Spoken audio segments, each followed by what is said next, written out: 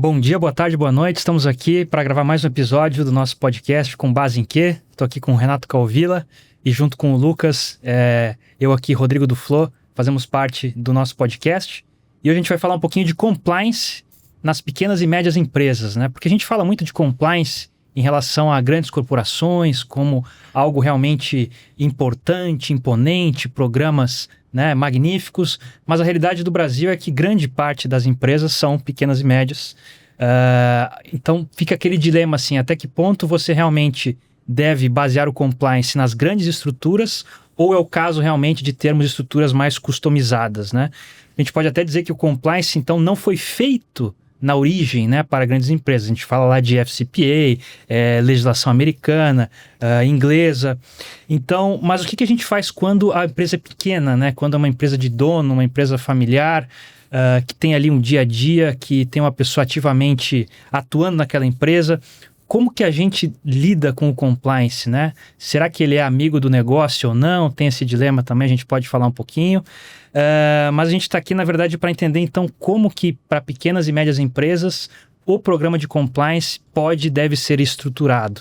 Às vezes, menos é mais. Às vezes, o mais simples pode ser o mais interessante de se atacar, né? Então, eu estou aqui com o Renato, que vamos falar sobre os principais desafios, né, para pequenas e médias empresas em relação a como transformar o compliance em algo útil, simples e prático. Então a gente vai fazer algumas perguntinhas aqui, fazer um bate-bola. Vamos lá, Renato. Primeira pergunta que eu queria fazer, tem um estudo, né, uma pesquisa de maturidade do compliance da KPMG, quinta edição, diz que as pequenas e médias empresas têm desafios bem claros quando o assunto é compliance, né? Então, até com base nesse estudo, né, público, a gente pode disponibilizar o link depois. O que a gente pode dizer, então, pequenas e médias empresas, os principais desafios do compliance, na sua visão? Vamos lá, Rodrigo. Temos que começar falando o seguinte, ó. Compliance, por si só, já é um desafio para pequenas e médias empresas. Por quê? Você mesmo falou. Compliance, da forma como ele nasceu e da forma como a gente conhece hoje, não foi feito para pequenas e médias organizações. Sim, certo? Certo. Em um dos episódios, a gente já teve a oportunidade de tratar desse tema, né? Da origem de todo o movimento de compliance, Estados Unidos, né? Era aquele contexto do Watergate, anos 70, né? E muitas empresas grandes naquela época estavam envolvidas em esquemas ilícitos, né? De transferência de dinheiro para políticos, tanto nos Estados Unidos quanto em outros países. Daí a origem do FCPA, que é talvez a lei relativa à anticorrupção, talvez uma das mais famosas, né, no mundo atualmente. Muito bem, então a gente tem um contexto em que compliance não nasceu voltado para para pequenas e médias empresas, nasceu voltado para grandes organizações. E aí, as pequenas e médias empresas sempre têm aquele desafio. Como é que eu pego alguma coisa que não foi feito para mim, né, e transformo isso para a minha realidade? Aqui está toda a chave do compliance, você mesmo falou. 99% das empresas no Brasil são pequenas ou médias, né? Então, 1% das empresas são consideradas grandes, certo? Então, a gente está falando aqui de alguma coisa que foi feito para 1% das empresas. E como é que eu pego, né, essa estrutura desenhada para 1% das empresas e faço isso ser útil para 99% das empresas, que são pequenas e médias, né? Então, esse tema, por si só, né, já é um desafio para pequenas e médias organizações. Muito bem, agora entrando em detalhe específico, né? Você mencionou a pesquisa, por exemplo, de uma Big Four sobre desafios do compliance, e aqui é bom falar, né? Essa pesquisa, né, acho que é feita a cada 2 ou 3 anos por essa Big Four, só que é feita com empresas de diversos tamanhos, né?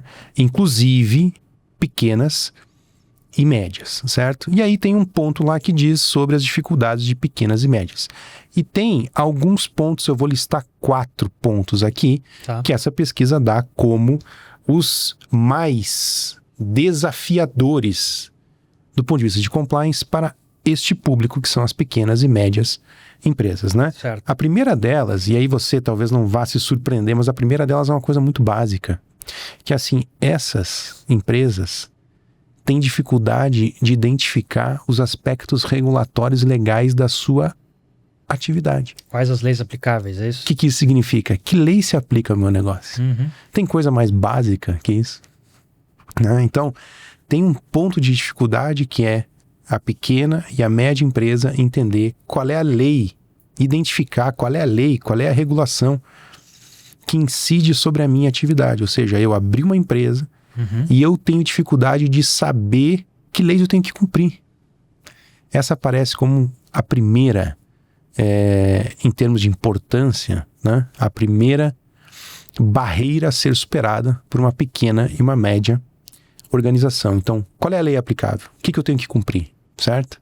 Muito bem. Tem uma segunda depois, que é uma dificuldade de as pessoas serem treinadas nessas organizações.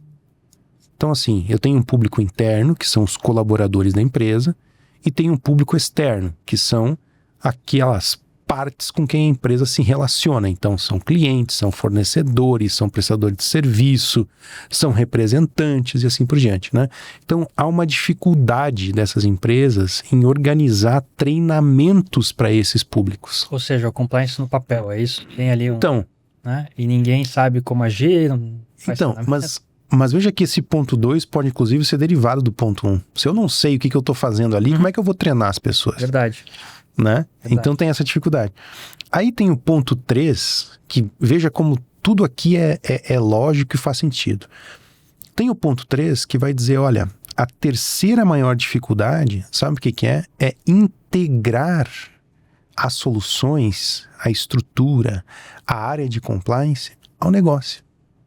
Então, assim, às vezes, compliance é visto, às vezes não, quase sempre compliance é visto neste público de pequenas e médias empresas como algo distante. Como melhor deixar escanteado ali, né? Fora da realidade. Compliance officer. Então, ali... assim, olha, isso aqui vai me atrasar a vida, Sim. Isso aqui vai me engessar, isso aqui é uma burocracia danada, né? Não quero saber disso aqui. Meio que nem o jurídico, às vezes, né? Às vezes o jurídico, aliás, o jurídico já passou muito por isso.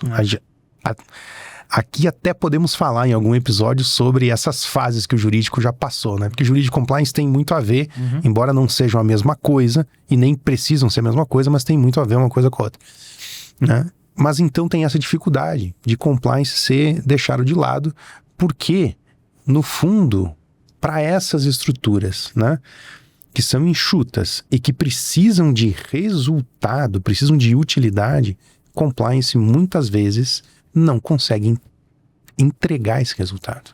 E aí fica fora do negócio, certo? E tem um quarto ponto, né, que é também aqui um encadeamento lógico. Esse quarto ponto vai dizer sobre a dificuldade na elaboração e depois na aprovação de políticas e procedimentos internos. Então a gente tem esses 4 principais desafios. Não significa que sejam os únicos, né? Mas olhando para a pesquisa vai nos dizer que as pequenas e médias empresas têm pelo menos esses 4 desafios em termos de compliance. Interessante. Então, isso nos leva a crer que muitas vezes o compliance realmente é frágil, né, nessas organizações. Então tem um desafio, acho que grande, porque como a gente falou aqui, como tudo foi feito para grandes empresas, tem esse desafio de transplantar, né, para pequenas e médias. Agora, às vezes fica algo distante da operação, portanto, né, pelo que a gente está falando aqui. Isso aí. Agora, dá para pensar assim, o que está por trás disso tudo? Assim, tem alguma causa de todos esses desafios raiz? Vamos lá. Possa ser identificada? Tem sim. Olha só. Uma das coisas que eu sempre falo em aula, em palestra, enfim, que às vezes choca as pessoas é que compliance não é nada sem gestão de riscos. O que isso significa? Os riscos daquela organização devem ser a bússola do compliance e o limite do compliance. O que eu quero dizer com isso, né? Se a empresa não sabe quais são os riscos da sua atividade, como é que ela vai resolver seus problemas? Do ponto de vista de compliance, né? É a mesma coisa, eu faço essa analogia, por exemplo, se você for um piloto de avião, você está no meio do oceano, sem instrumento, sem localização, e eu digo, agora volta para o ponto de onde você decolou. Você não sabe para onde ir, né? Os riscos na organização servem para esta mesma função. Os riscos vão dar a orientação para onde os esforços, aqui recursos, pessoas, dinheiro, né? Para onde esses recursos devem ser direcionados, certo? Se eu não sei quais são os riscos da minha atividade, né? Eu também não vou saber. E agora eu vou conectar isso com o ponto 1, com a pergunta 1, que é naqueles desafios. Se eu não sei quais são os riscos da minha organização, como é que eu sei quais políticas e procedimentos eu tenho que fazer? Verdade. Se eu não sei quais são os riscos da minha atividade, como é que eu sei onde ou em que eu tenho que treinar as pessoas? Se eu não sei os riscos da minha organização, como é que eu vou situar a estrutura de compliance naquela empresa? Você está perdido. Está perdido, certo? Então, qual que é a causa disso tudo? Qual que é o maior desafio, né? O maior desafio é que as pequenas e médias empresas atuam numa estrutura muito formal e não tem uma cultura de gestão de riscos, né? Então, eu preciso identificar riscos aqui. Se eu não sei, veja que um dos desafios dito pela pesquisa é: as pequenas e médias empresas não sabem as leis aplicáveis ao seu negócio.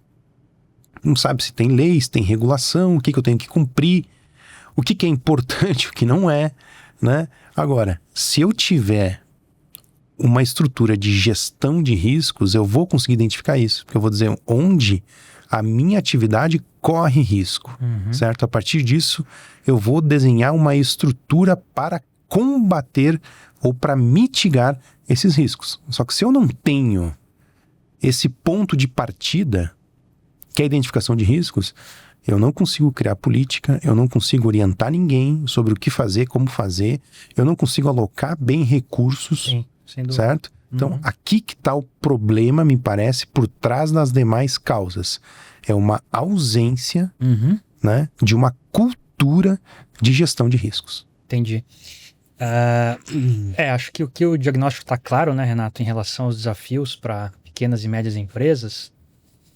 E porque também a gente tem muito, eu vejo isso no Brasil, inclusive no mundo jurídico, a gente às vezes importa conceitos, né, de grandes casos e grandes estruturas para uma realidade que pode não fazer sentido, né? Perfeito. Então não necessariamente você se basear nos comitês, né, na governança, sei lá, da Vale, da Petrobras, possa ser interessante para você, porque os riscos são completamente outros, né? E então até muita gente acaba até vendendo, né, produtos aí padronizados quando na verdade não tem efetividade. É um grande problema, né? Mas tudo isso para, acho que próximo ponto aqui para a gente discutir é, mas como que a gente então navega nesse ambiente, né? Procurando ser pragmático aqui para pequenas e médias empresas. Falamos aqui dos principais desafios, falamos da importância de uma gestão de riscos.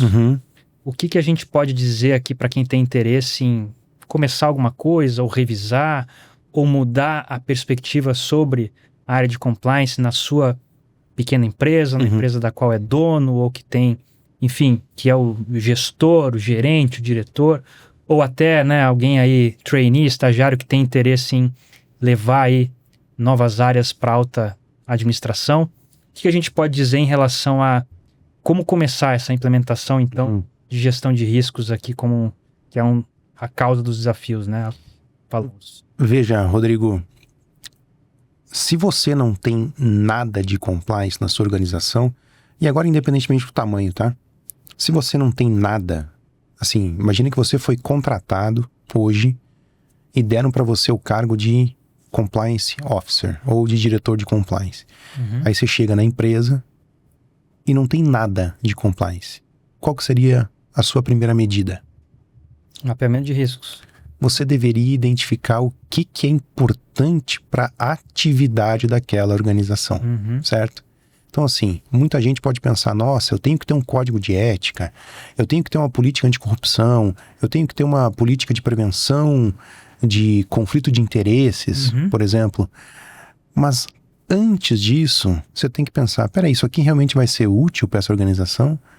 Os riscos indicam que essas são as políticas corretas a serem elaboradas, aprovadas, treinadas, implementadas na organização? Então, a primeira medida, certo?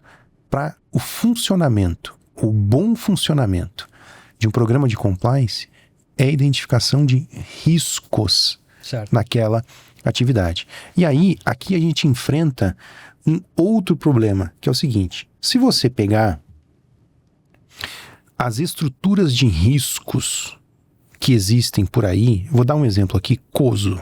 Se você pegar este framework de risco, né? Qual não vai ser a sua surpresa? Que esta metodologia não foi criada para pequenas e médias estruturas. Foi criada para grandes estruturas. Porque numa você tem que fazer 5 passos, na outra você tem que fazer 8 passos. Aí você vai contar isso para o empresário, e nós já falamos aqui em outro episódio, né? Que está num modo sobrevivência, lembrando que naquela outra pesquisa, né? Apenas 30% das pequenas e médias empresas têm algum tipo de plano de crescimento. 70% está no modo sobrevivência. Isso para não falar que várias delas vão à falência nos primeiros anos. Nos primeiros anos. Então, assim, você vai chegar assim, não, você tem que fazer 5 passos, depois tem que fazer mais 8 passos. O cara diz, até lá minha atividade foi pro, né? Já foi pro beleléu. Tributação tá mudando. Né? Então, vejam que, né? Aliás, isso pode ser um risco, inclusive, a ser identificado, né? Então, essa estrutura complexa de gestão de riscos, né, feita para grandes organizações, dificilmente tem utilidade para pequenas e médias. Então, aqui, de novo, o que a gente tem que fazer?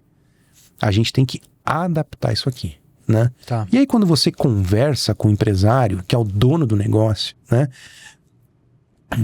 que é o cara que toma todas as decisões da empresa, certo? E você fala sobre risco,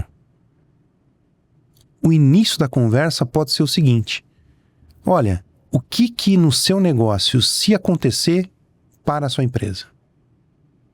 Começa com uma conversa nesse sentido, para que ele vá percebendo o que é importante para a atividade. Ele pode dizer, olha, cara, eu dependo apenas de um fornecedor aqui para o meu produto ou para o meu serviço principal. Opa, se você depende de um fornecedor, né, aqui tem um risco enorme, porque se esse fornecedor falhar, ou não quiser mais se relacionar com você, ou tiver um problema e não puder mais entregar, a sua atividade sofre. Que foi um problema e ainda está sendo na questão de várias, enfim, peças vindas da China, aquilo que temos visto recentemente. Exato. E você jogar a cadeia de produção para um país distante, e aí pandemia, guerra comercial. A gente viu essa discussão na pandemia, né? Sim. Principalmente nos Estados Unidos, lembra do nearshore e tudo, né? Que os países amigos têm que ser aqueles que estão nearshore, não sei o quê. Exato. É por aí, né? Ou você diz o seguinte, olha, toda a minha receita, ou 90% da minha receita, depende de um produto que eu tenho, e este produto depende de um funcionário ou de uma colaboradora que eu tenho. É um risco ou não é um risco? Né? Se essa pessoa não for trabalhar, se essa pessoa ficar doente, né? Então, quando você vai fazendo uma análise de, poxa, o que importa, né? Ou assim, de onde vem minha receita, meu negócio? De onde vem minha receita? Ou qual é o meu maior custo? Pode ser tributo, inclusive, sei lá. Qual é o meu maior custo? Quando você vai fazendo perguntas assim que tem um encontro com a realidade da empresa e que realmente fazem sentido para aquela atividade, a gente começa a dizer, olha, então peraí, já identificamos aqui algumas situações que, se acontecerem, colocam a empresa sob maus lençóis. Sim. Né? Então, essa seria a primeira parte de uma atividade de gestão de risco. É eu entender o que atrapalha o meu objetivo. Entendi. Porque o risco é isso aqui.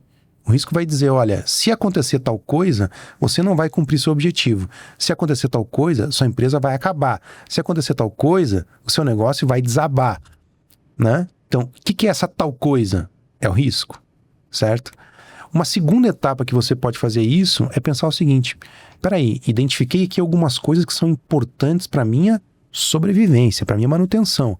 Agora eu vou pensar, que tipo de controle eu tenho sobre isso? Tenho algum controle que me permita não ficar tão exposto a essas situações? Sim ou não? Bom, se eu tiver já o controle, eu vou ver, controle é suficiente ou não é suficiente? Não tenho controle para essa situação. Vamos criar um controle. Mas entende quando você parte da realidade e aí você vai vindo e vai montando estrutura para dizer, olha, isso é importante, portanto eu vou criar alguma coisa para não deixar isso acontecer, é melhor do que eu chegar aqui, não, você precisa ter um código de ética, você precisa ter uma política, você precisa ter um framework do código, você precisa ter ISO 27001 e não sei o que. Você vai dizer, cara, é óbvio que eu não vou ter isso aqui, né? Então, quando você começa a mudar essa abordagem e falar, olha, compliance vai ajudar você a resolver os seus problemas, é aqui que vai ser útil para sua organização. Legal, muito bom. Muito bom. Então, bom, compliance é muito mais do que um código de ética e um conjunto de papéis. Pode ser algo muito pragmático e importante para pequenas e médias empresas, né? Não há dúvidas em relação a isso. Agora, o que a gente pode dizer também, porque às vezes compliance pode ser um pouco inútil, né? Ou parecer, melhor dizendo, né? É uma certa crise de utilidade, digamos assim, do compliance, porque às vezes fica uma coisa pro forma, tem um código lá na intranet, né? E aí você chama todo mundo, faz um zoom de meia hora, ó, pessoal, esse é o código de ética, obrigado, tchau. Como que a gente pode, de fato, ter um compliance que ajuda a empresa, né? No sentido que a gente está falando aqui, de ajudar a fazer negócios, no sentido de identificar possíveis gargalos e agir a partir deles, né? O que a gente pode aqui, talvez, pensar nesse sentido? Muito bom. Olha só, um dos principais pontos de compliance é comportamento humano.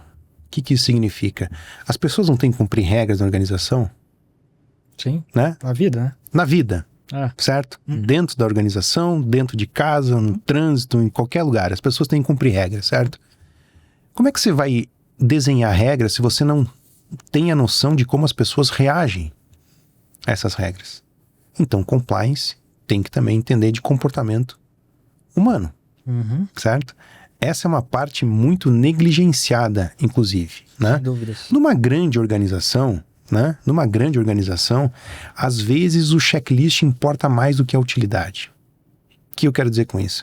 Às vezes você diz assim, olha, eu vou fazer um treinamento aqui para 50 pessoas no terceiro turno da fábrica, portanto 11h30 da noite, certo? E vou lá falar, porque eu preciso entregar esse treinamento. Se as pessoas vão prestar atenção, se as pessoas vão estar ali ligadas naquele assunto ou não, se aquele assunto importa ou não importa, azar. Eu tenho que cumprir o meu checklist. Eu tenho que reportar para alguém que eu treinei 50 pessoas no dia tal e que isso significa X% das pessoas treinadas na minha empresa, certo? Numa grande organização, isso até pode fazer sentido. Exemplo, se você quer tirar uma certificação, se você se comprometeu com isso junto a um cliente ou junto a um fornecedor, ou se você tem uma regulação que exija que você treine X% das pessoas anualmente, por exemplo, né? Quando você traz esta conversa para um pequeno empresário, de novo, eu friso isso, né? E vou dizer aqui, o teste do compliance em termos de utilidade é uma pequena empresa. Porque se compliance tiver sucesso numa pequena empresa, certo? Ali vai estar a demonstração da sua essência e da sua utilidade. Certo. Porque o pequeno empresário está pouco preocupado com percentual, com o número de pessoas treinadas. Ele está preocupado com o quê? Cara, isso aqui vai me ajudar ou não vai me ajudar? Certo? Isso aqui vai agregar valor para o meu negócio ou não vai agregar valor para o meu negócio? Né? Então, quando ele identifica, por exemplo, olha, tem um caso aqui de duplicidade de pagamento. Ele vai dizer, cara, o que eu vou fazer para reduzir a incidência de pagamento em duplicidade? Certo? Então, assim, eu vou ter que desenhar uma regra, e aí compliance vai me ajudar. Vou desenhar uma regra com um fluxo para que as pessoas sigam um determinado processo para evitar, por exemplo, fazer um pagamento em duplicidade. Porque isso custa dinheiro para a empresa, isso é um prejuízo para a empresa. Claro. Certo? E básico, né? E é básico, né? Ou diz assim, olha, o cara que faz as compras na minha empresa, putz, eu acho que ele está favorecendo um certo fornecedor, porque o fornecedor está dando algum tipo de presente, de brinde, né? Alguma coisa que está conflitando o interesse dele com o interesse da empresa. Como é que eu resolvo isso aqui?